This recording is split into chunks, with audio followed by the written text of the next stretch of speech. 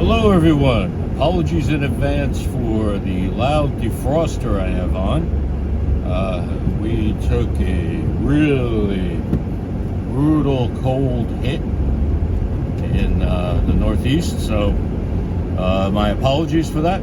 I would also like to apologize for being away for a few days, trying to get a handle on everything going on in our little crypto world here. And I was also looking at a few other things, AI and some other stuff. And so basically, I would like to take a quick moment here, or make a quick video regarding the new things coming online for the ISO coin community. Now, it's not for all of them yet, and some of you probably have some experience with it, but it's of critical importance. So what I would like to discuss today is staking versus liquidity providing. Technically, they are two different things, and they're usually, sometimes their use case overlaps, and sometimes they're extremely similar. It all depends on what's called tokenomics. So what is tokenomics? Tokenomics is the economics of a token or a set of tokens working together. Now, this was definitely popularized on the Ethereum blockchain, where multiple coins, or I should say multiple tokens, were issued. Now, a token is essentially a derivative, for lack of a better term, and this derivative operates off of a main chain, and the big daddy of those all currently is Ethereum. Ether is, or ETH, is a coin of the Ethereum network. It's used for gas. It's measured in a couple of different ways, gas being a way you fuel transactions on the Ethereum network. Token is something built on that network that's used for other purposes. You need to stop. Ooh, we got these people. Yes. And now he's driving way back behind me. Anyway, now, in the world of ISO, it does look like things are done quite a bit differently. In this case, especially differently with what appears to be happening with XRP and XLM. However, staking is now available on Algo. It's available on Hedera. It's been available for a bit. Casper as well. Now, these approaches are, in my opinion, closer to what staking is supposed to be. So, staking is, it depends on the setup, how the chain is set up for what's called validating. Validating means that the validators, obviously, are validating a particular transaction. It's a different way to solve the problem. Let's just leave it at that without getting too in-depth. So the way staking works is you stake your coin and you watch it grow. I'll give you a real simple version here. And you get paid back. The term is paid in kind. Now, if you're staking coin X, your returns are measured in coin X, and you're issued bits of coin X. Sorry, I gotta get past this person. What the heck they're doing? Wow. A lot of bad people on the road today. Anyway, so it's really terrible in the sense of the cold and all the ice of the road, all the salt. I am running late for work as it is right now. I digress. So, now, let's say you're staking coin X, you get paid back in coin X. That's where the term auto staking comes in. Auto staking is when you automatically, without manually having to do it, your return on investment is reinvested.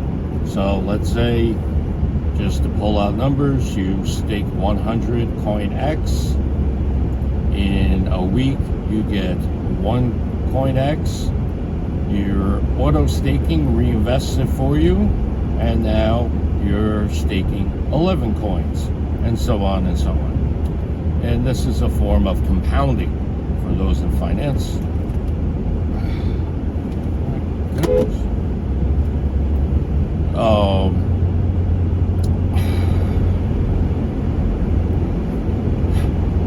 Yeah, so now if you constantly auto stake, you can watch your money grow.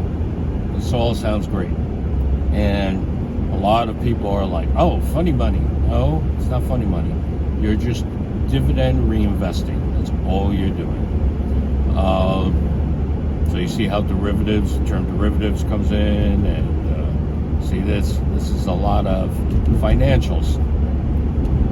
People that understand finance know how to say these things to each other, but people that only sell financial instruments sometimes don't really understand what this is all about. So this is a great way to take a little bit of money, and through time, with this auto compounding while staking, is going to make your money grow.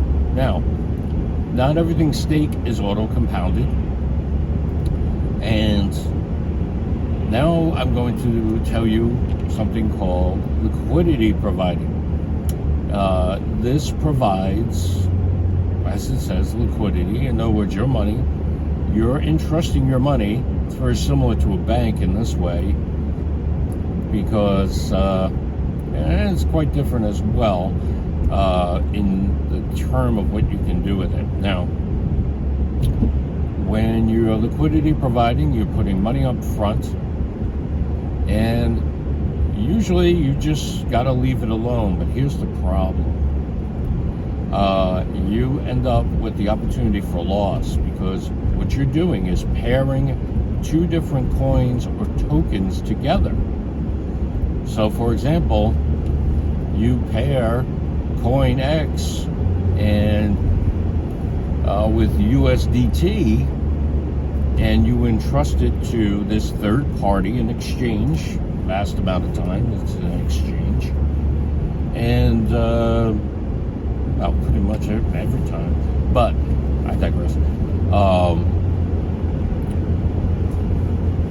You're going to always be seeking balance. So if you put 50 coin X in with 50 USDT and the value changes, you're going to end up, quite often more than not, with a loss, because you're attaching it to something that is, well, USDT, there's a lot of problems with it, but in an ideal circumstance, you're going to get plenty of USDT or whatever stable coin you're using, and you may end up less with coin X. So in the long run, you're losing money. Or at least if you pull out at the wrong time in ideal situations, or not so ideal situations, you're pulling out and you're kind of losing money getting cash instead. So that is one of the problems with liquidity provision. Now, something that is going to sound very similar to what we just described here is liquid staking. Liquid staking is, let me say it a simple way, liquid staking is you're staking and you get a receipt.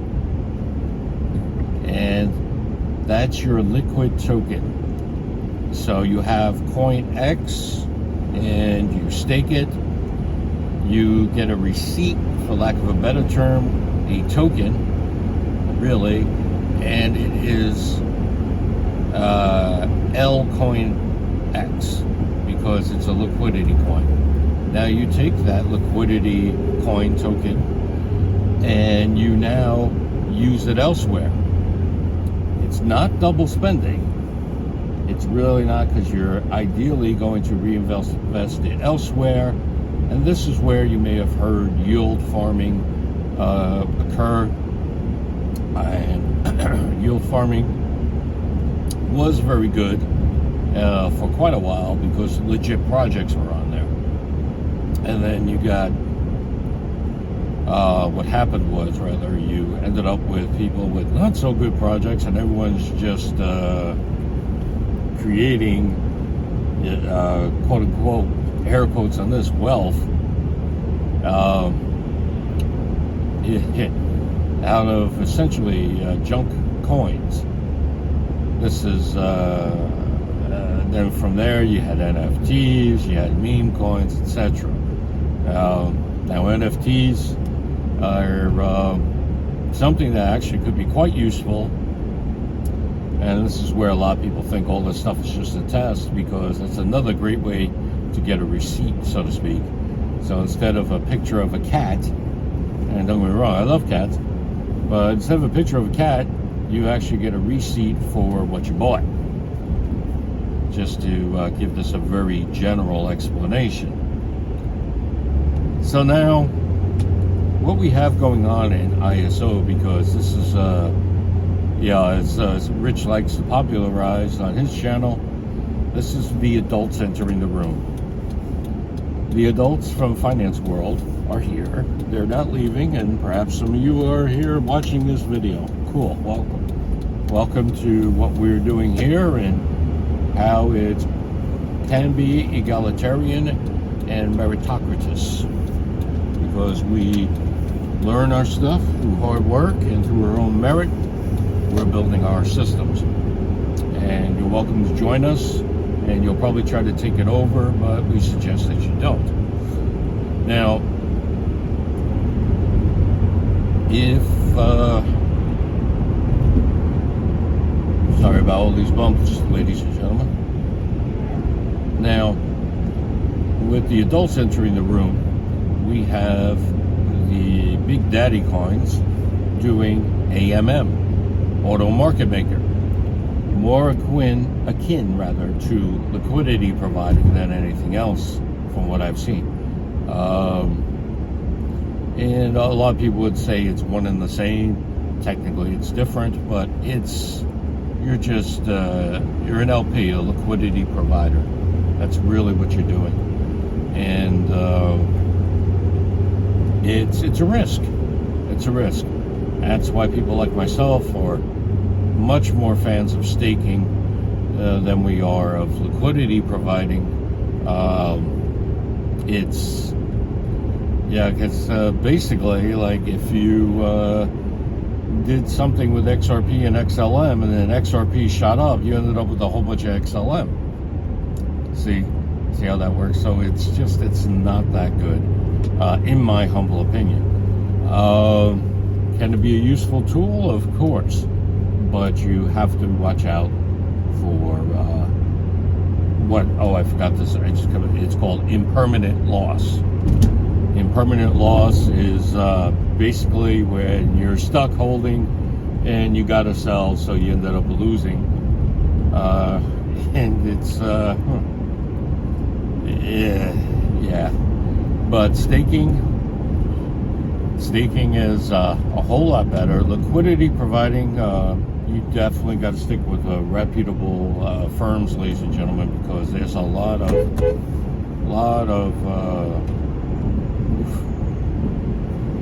of opportunity to lose out if you don't put your liquidity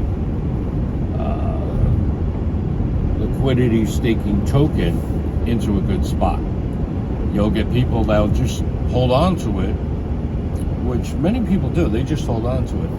But if you get something truly worthwhile, of course, it's always have the opportunity to invest that.